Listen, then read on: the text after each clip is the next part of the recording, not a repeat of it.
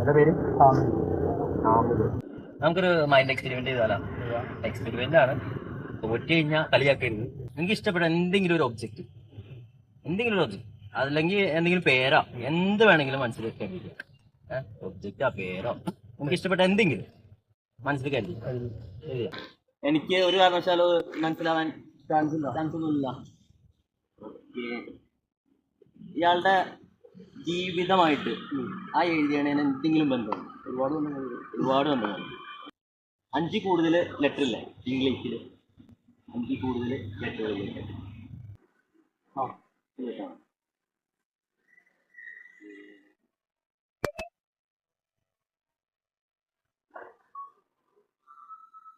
മുഹമ്മദ് അല്ലേ?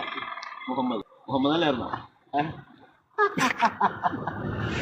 ഓക്കെ.